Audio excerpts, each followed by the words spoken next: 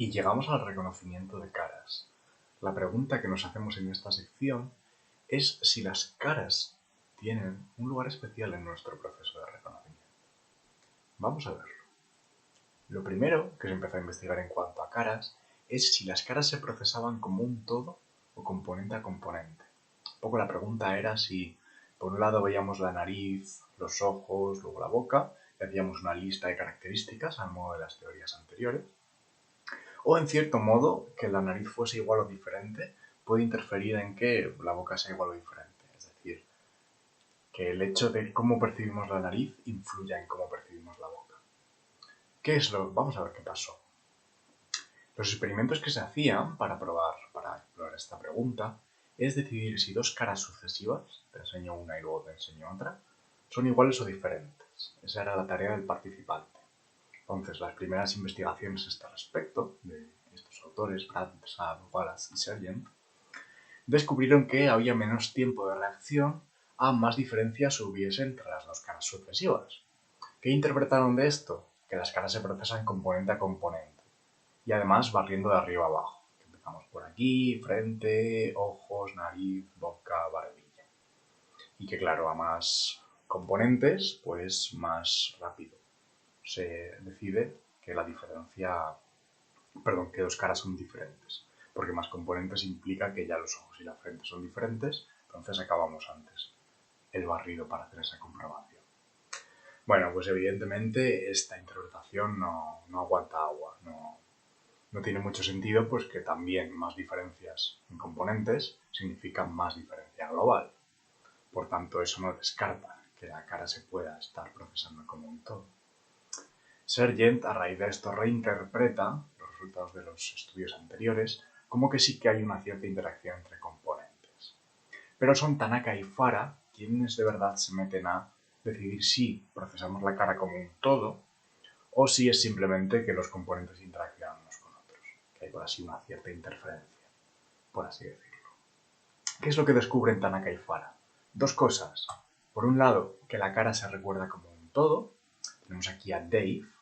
Y resulta que, si nos preguntamos sobre Dave, sobre su nariz, es más fácil responder quién tiene la misma nariz que Dave, es decir, a través de comparar la cara de Dave con las caras de estos dos señores, que responder a qué nariz tenía Dave, es decir, extraer las narices y cuál es la nariz que tenía Dave.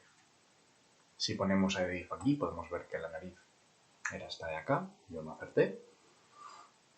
Y lo que descubrieron Tanaka y Fara con un estudio que seguía esta pauta es que se acertaba más cuando se ponía primero la cara de Dave y luego otra cara, con nariz igual o diferente, a que si directamente poníamos las narices. Por otro lado, la cara se percibe como un todo. O sea, el estudio anterior nos hablaba de recordar. Entonces hay la duda de, bueno, simplemente que la memoria es de la cara en sí, es decir, que percibimos las cosas por separado, pero luego se memorizan en conjunto, o es directamente la percepción, la de una cara en conjunto. Pues de nuevo, Tanaka y Fara descubrieron que sí. El experimento en esta situación es preguntarnos, ¿tienen la misma nariz estas dos caras?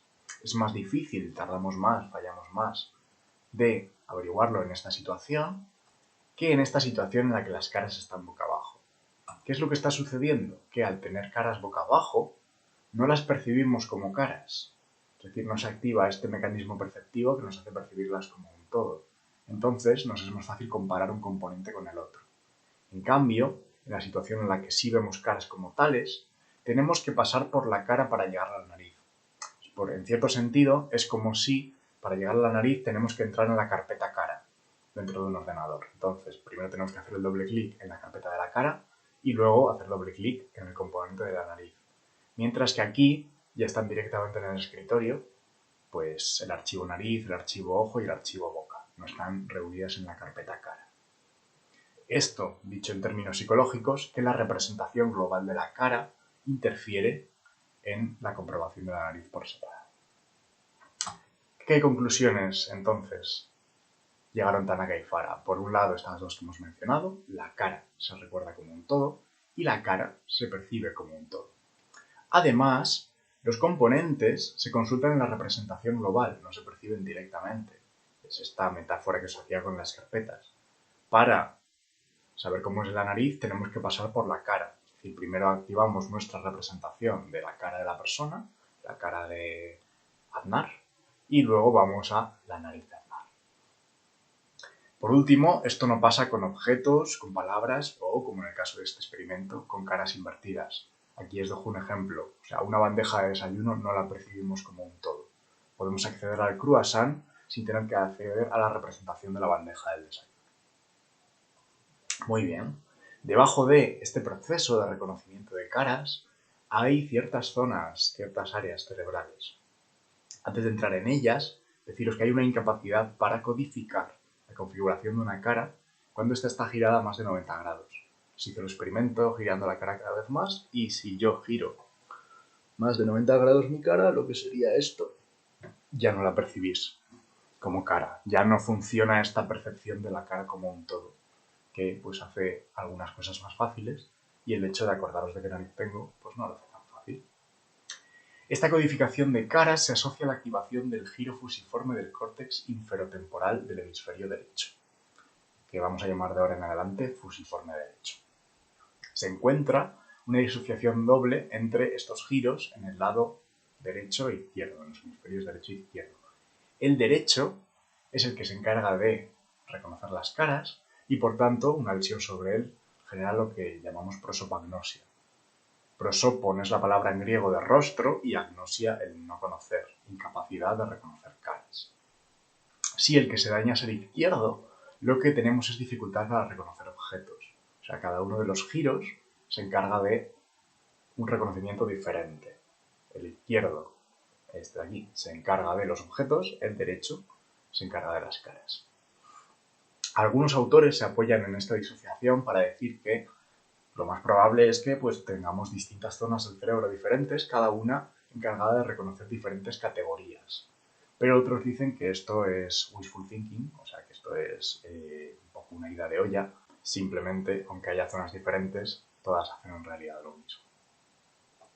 Y con esto acabamos el tema 8 de Psicología de la Percepción, acabamos el temario de Psicología de la Percepción y ya solo queda ponerse a prueba con los sucesivos exámenes que irán apareciendo en el curso.